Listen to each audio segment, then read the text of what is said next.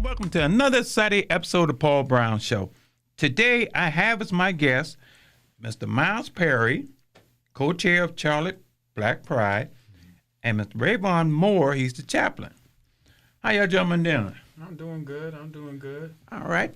Tell the audience a little bit about yourself. Let's go with Mr. Perry. Yeah. My name is Miles Perry. I am the co-chair of Charlotte Black Pride, and I am originally from Rochester, New York, but I've been living in Charlotte for about 3 years, North Carolina for 5, and it's been an honor to be here. How about yourself, Mr. Moore? I am Rayvon Moore. I am the board certified chaplain for Charlotte Black Pride, and I'm originally from Orangeburg, South Carolina, where we got the best barbecue on this side of the land. Now, come on now. Charleston got some good barbecue. Now, come on. Charleston, Texas. Yeah, you got something. They got something. Yeah. But, I've been living in Charlotte now going on 9 years. Correct. And I enjoy it. Yeah. In spite of the traffic, For real. What challenges do you see facing your community, both nationally and locally? Yeah. So I would say on a national scale, or just all around, we have been getting kind of politically jumped a little bit, honestly. I think on a national level, you're seeing a lot of legislation come out against trans people, against queer people in general, and they're doing it through the guise of youth. And that's been trickling down, of course, to the state level. We've seen a lot of the ban bills happening in North Carolina, and then in the local level, I would say that politically, because people are seeing what's happening nationally on the local level, we've been having a lot of struggle with getting venue spaces or having a lot of corporate retreat in terms of our sponsors, because they don't want to be associated with things that are considered DEI or cultural or LGBTQ. And so it's been kind of hard. It's been pretty hard, but we're going to do what we always do, and that's just keep on trucking and be resilient. Mm-hmm. How about yourself? I think the biggest challenge that I see a lot now is financially, because, a lot of our older generation, they have become nervous about Social Security. Are they going to get it? We got, disability. A lot of people who are disabled, they're becoming afraid because they don't know if they're going to be able to survive. And when it comes to my fellow LGBTQ plus community, we're dealing with a lot of ridicule within the trans community.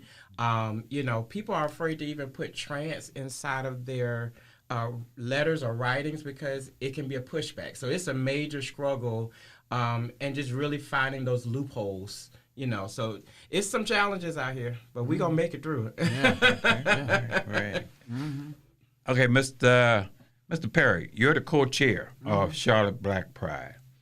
What made you want to hold that position, and what do you see your position consist of? Yeah. So originally, I was the young adult liaison when I first started at Charlotte Black Pride. And I really got into Black Pride because I come from, like I mentioned, I come from Rochester. We have a younger Rochester Black Pride. It's a lot smaller, but it's very close-knit. It's very community-focused, very community-oriented. And that's not to say that Charlotte Black Pride wasn't already that, but I wanted to bring that flavor of all the things I've learned from that space really to Charlotte.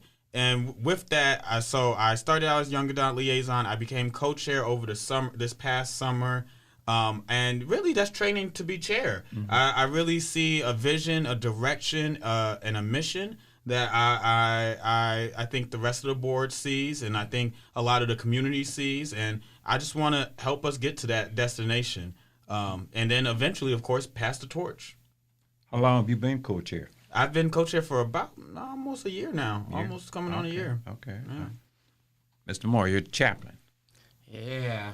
One of the things I will say is I tell everybody I'm a mixed breed.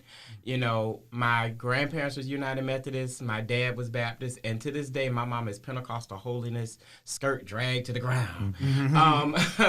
And so even though there was a sense of spiritual community, and you felt the culture of the Black church, it was still something missing. And so getting the opportunity to be able to do ministry outside of the pulpit and really offer spiritual care to people that are in my community that have dealt with trauma, dealt with developmental trauma, racial trauma, just so many different things. And to be able to come in and say, hey, I'm not in the pulpit.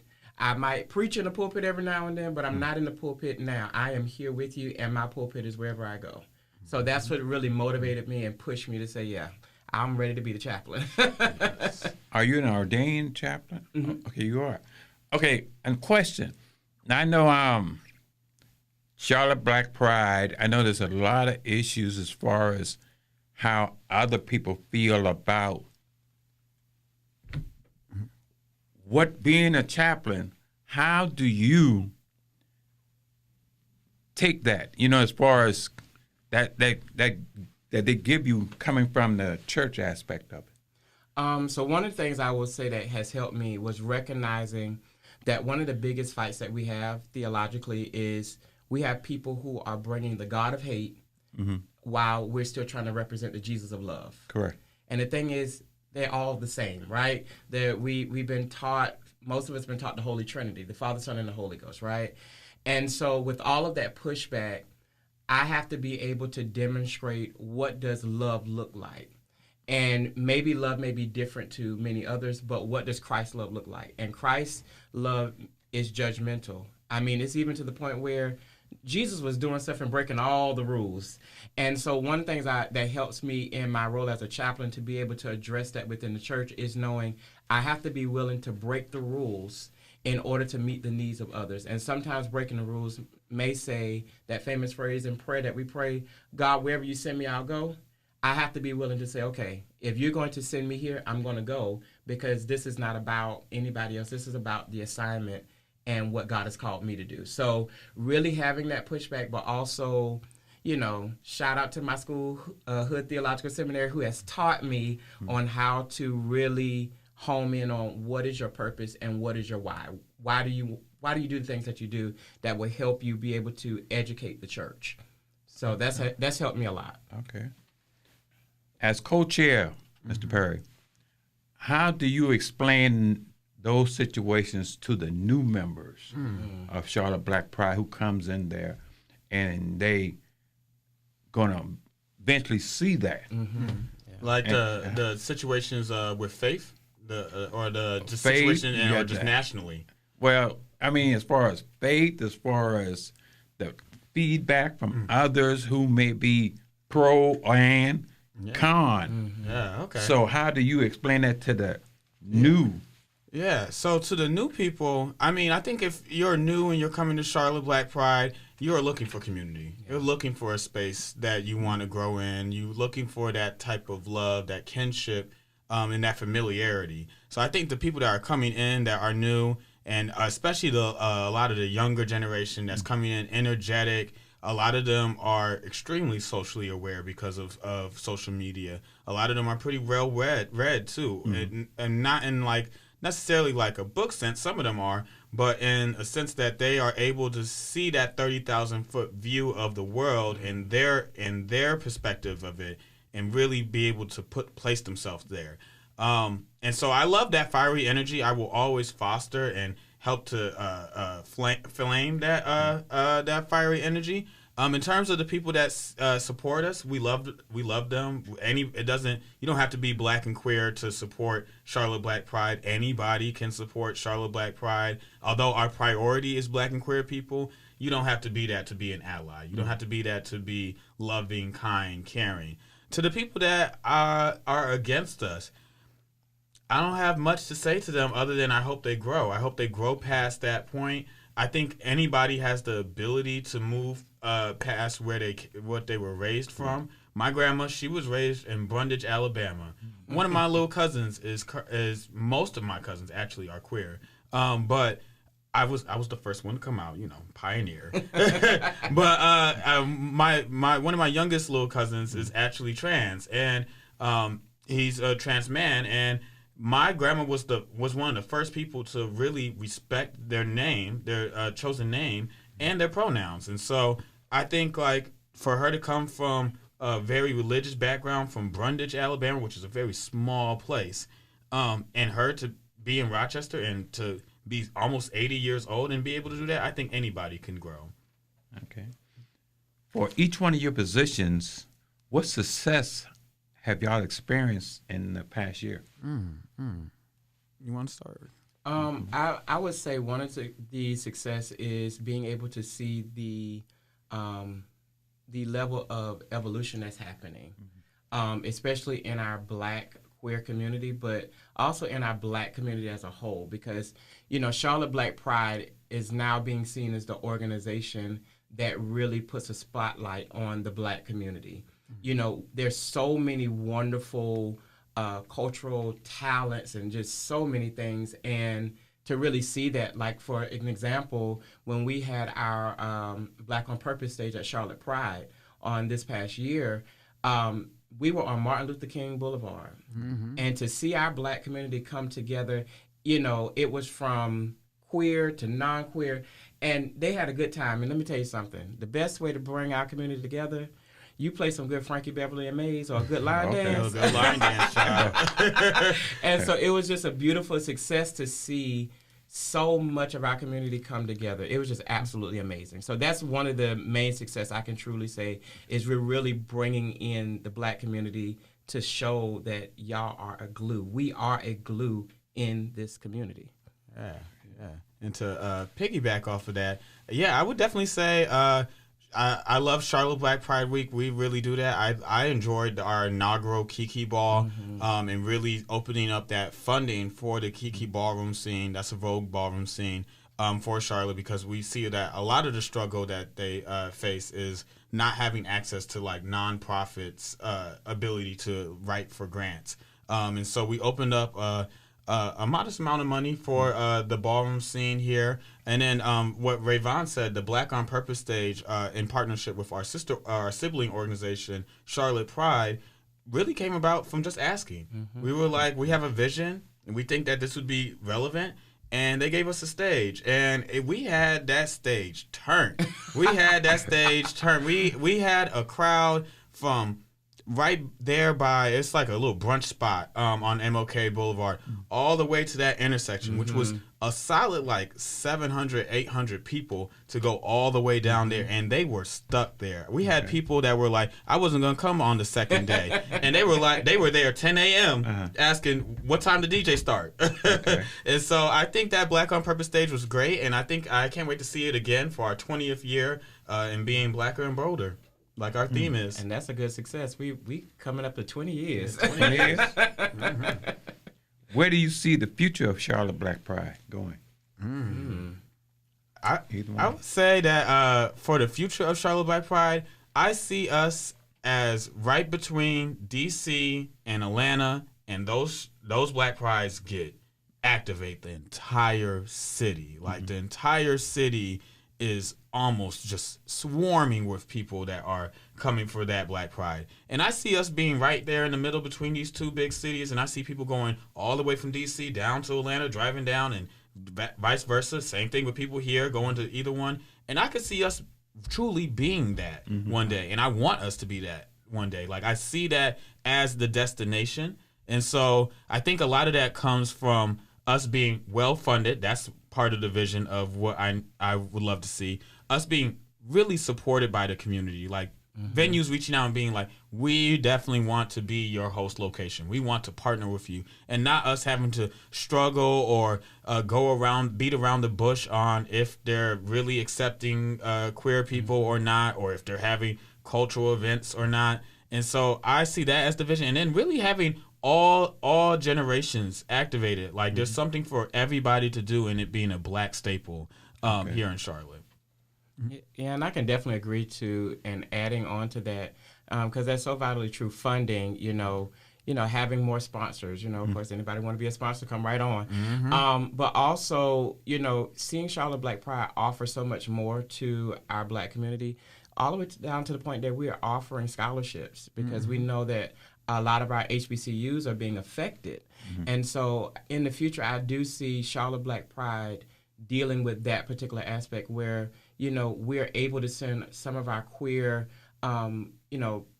family to school, being able to have that funding, being able to offer more, people who may be in low-income housing that need help. Charlotte Black Pride being there where we're not just an organization that is seen as a party organization, but also an organization of resources. Exactly. So that is definitely the future of it. And really, I also see that our organization is really educating to the point that we won't see as much division, but a whole lot of really just coming together and bringing in all of us on that one common ground.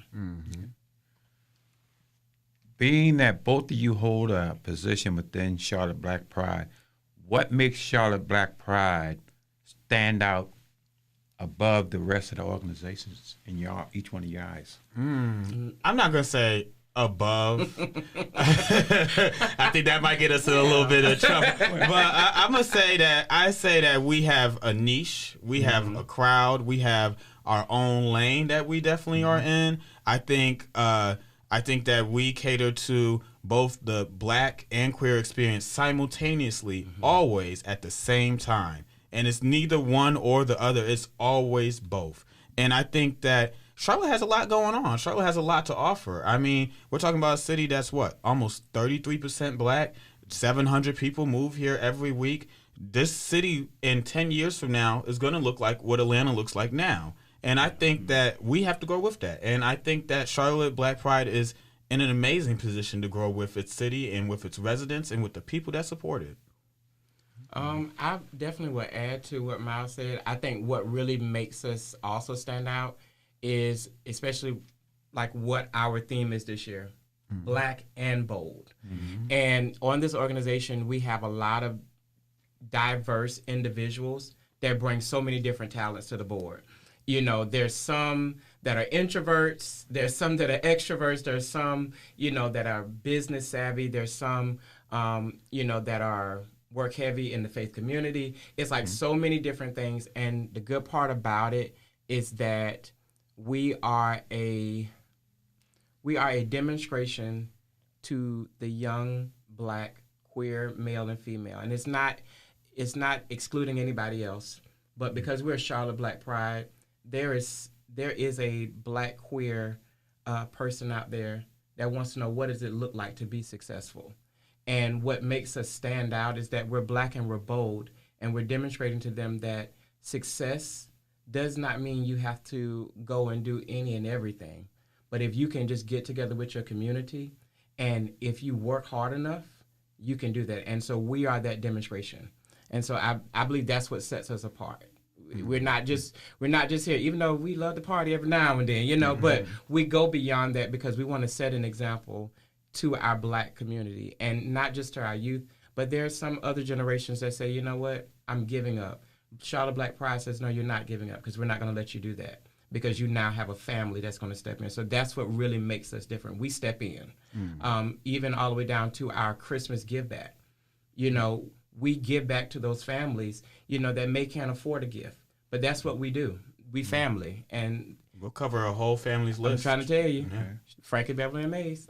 And we want to be able to do more of that. And we need sponsorship. I mean, Black queer people represent the poorest demographic in America. Yeah. Black trans women especially represent that poorest demographic in America. I would love to be to the point where we tell somebody, hey, you $500 short for that deposit, we got it. We got it. You don't got your phone about to get cut off and you need some gas money, we got it. I want to be to the point where we can regularly do that monthly, weekly, and we still are able to put on great programs, great educational, still have a float, still be able to afford all the things that we need to be able to afford. Yeah. the name Charlotte Black Pride, does that only consist of blacks, or is it diverse as far as being a member? I think we have a lot of members, actually. Like, one of our biggest supporters is not black at all. And honestly, with our a lot of the other organizations that focus on the LGBT space, the advocacy space, and all of that, they support us, and their main constituents are not black. And so, yeah, we definitely are open to everybody. I think having black in the name doesn't exclude anybody. It just prioritizes somebody. Just like if somebody goes to a Mexican restaurant, they're not going to expect Italian food per se. And they're not going to be mad at that because you went to a Mexican restaurant. If you go to Charlotte Black Pride, you're going to get a black queer experience, but you don't have to be black. You don't have to be of that black queer experience to experience that. You could just enjoy it. Yeah, and be that ally, because, as Miles said, we're prioritizing because we want to make sure that we give our black community a safe space.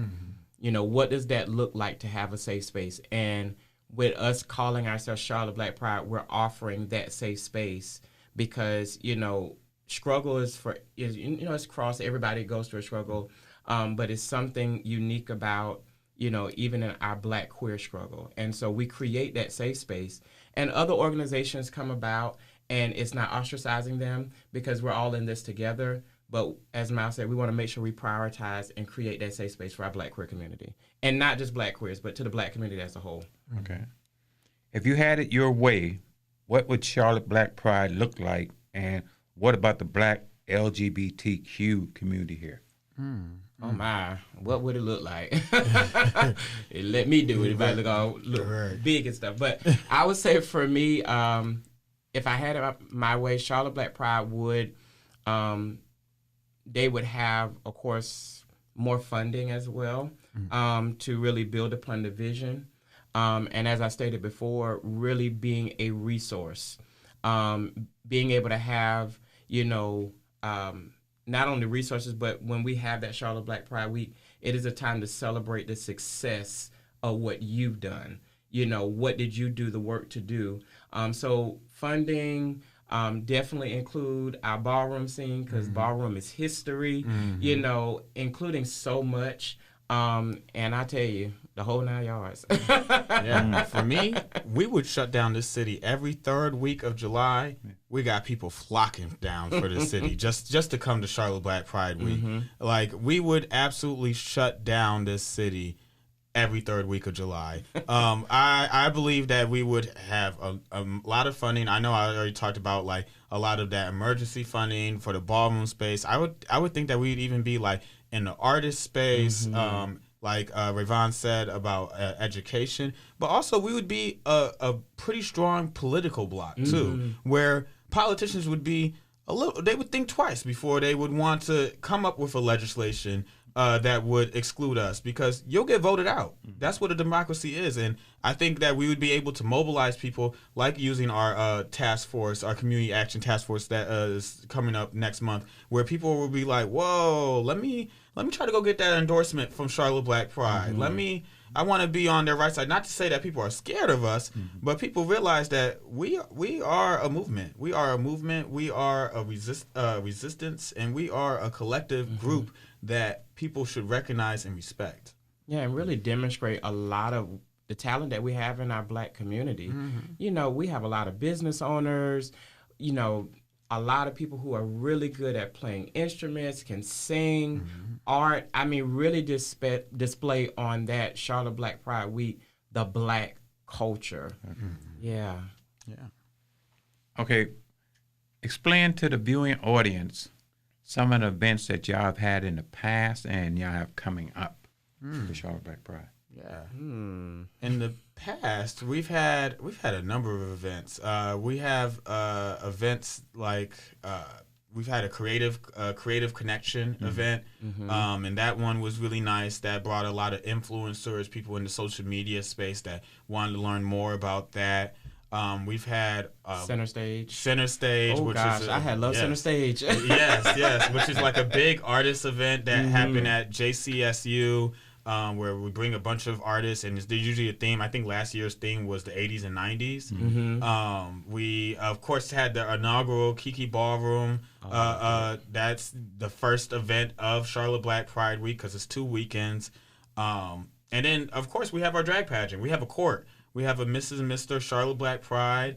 And then, of course, our expo. That's our staple event. We had it at Victoria Yard. Yeah. Like, exactly. That is very rare. Victoria Yard. Mm-hmm. And I think now, upcoming, we have the task force. And then we also have our event next week. Next week we have Sanctioned Socials, which will be happening actually in an old sanctuary that the Arts Plus Collective now owns. We will be there. It's a fundraising event. It's a very sociable event, more of a day party socialite type of event that we want to make that monthly. Coming up is our gala that's also happening. Right now I'm blanking on the date, but it is in June. If you follow Charlotte Black Pride everywhere on social media, Facebook and Instagram at Charlotte Black Pride, you can get there. And then, of course, our Black Pride Week. And then, of course, we're going to get a stage again this year at Charlotte Pride. So if you come to either of those, you'll see us there. We're here. Okay.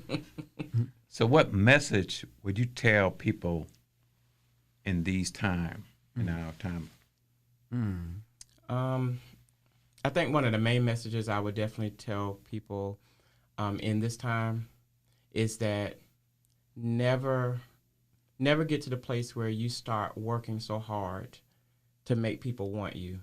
You work your best and you work your hardest that they'll need you.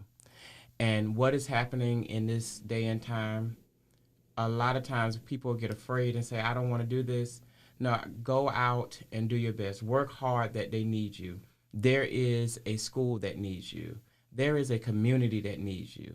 There's so many people that need what you have. And so don't hold back on the gift that God is giving you. You know, go out and do what you have been called to do.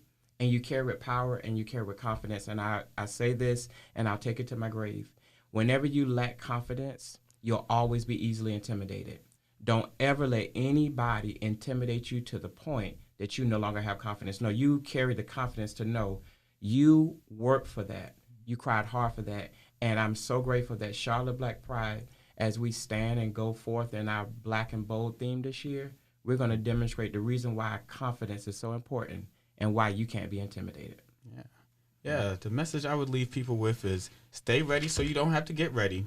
Child, remember your history. We didn't get these rights from nothing. Like both black and queer rights, queer and black rights at the same time didn't come from anything. We come from a legacy of resistance, mobilizing community, and really making that mutual aid. Like, remember that Pride, original Pride started by a black trans woman was a riot.